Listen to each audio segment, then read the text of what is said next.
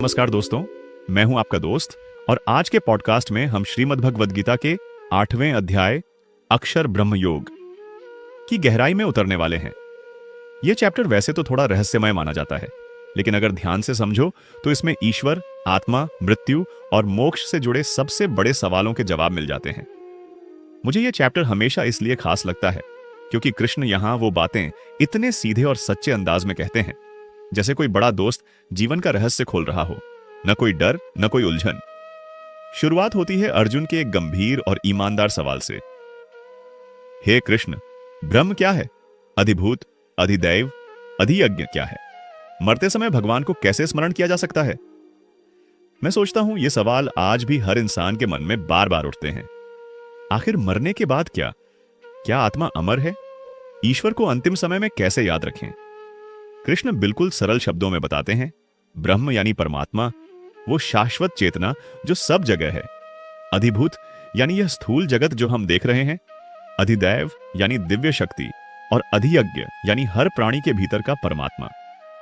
सबसे स्ट्राइकिंग बात, कृष्ण कहते हैं मरते समय जो जिस भाव में रहता है उसी भाव को लेकर आत्मा अगले जन्म में जाती है। सोचिए, अगर अंतिम समय में मन भगवान में तल्लीन है तो मोक्ष संभव है, और अगर मोह, लालच या डर में है तो वही नया स्वरूप ले लेगा। सीधा सा फार्मूला, जैसे सोचोगे वैसे ही आगे बढ़ोगे। श्री कृष्ण आगे बताते हैं, मुझ में पूरी तरह तल्लीन होकर ध्यान और जप के साथ कोई मुझे याद रखे तो देह छोड़ते वक्त वह मुझको ही प्राप्त करता है। यहां मुझे उनकी बात में बड़ी सादगी लगती है। दुनिया में सब कुछ आ जा सकता है, पैसा, शरीर, रिश्ते, पर मन और आत्मा के भीतर की स्मृति के रंग बहुत गहरे होते हैं।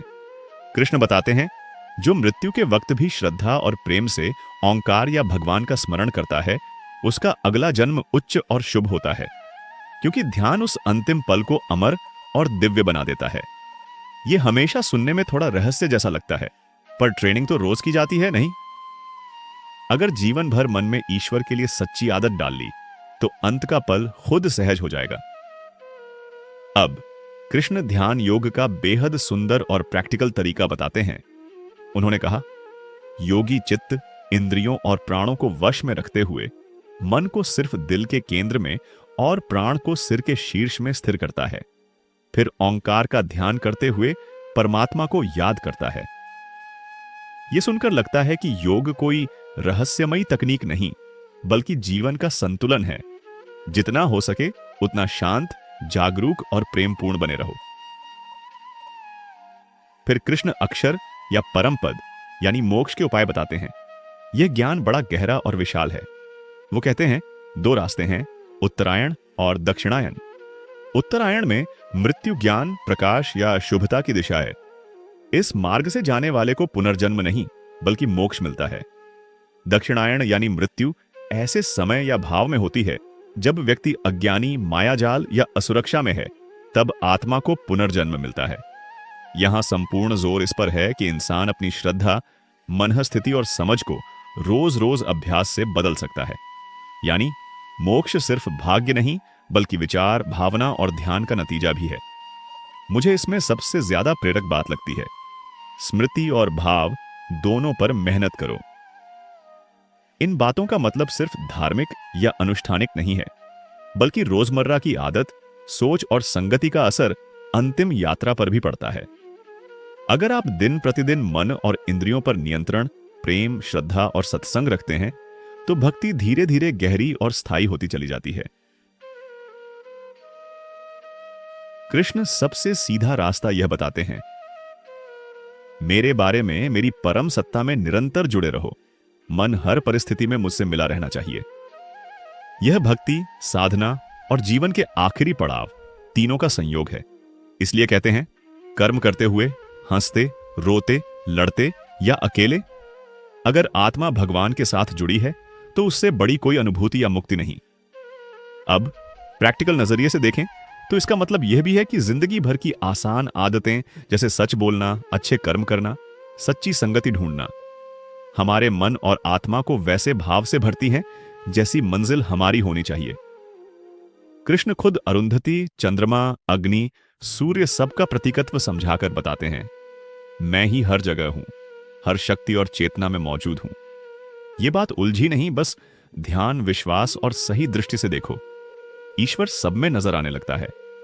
खास तौर से श्री कृष्ण कहते हैं, आखिरी क्षण में जो मुझे समर्पित हो जाता है, उसे किसी कर्म, जाति, नाम या पुराने पाप का डर नहीं। वह मुझे पाकर सदा के लिए आनंद में रहता है। तो असली ट्रिक है हर दिन छोटे छोटे कामों, विचारों और भावनाओं को ईश्वर के रंग में रंगना। अंत में इस अध्याय से सबसे बड़ी सीख यही है, जैसा भाव वैसा परिणाम।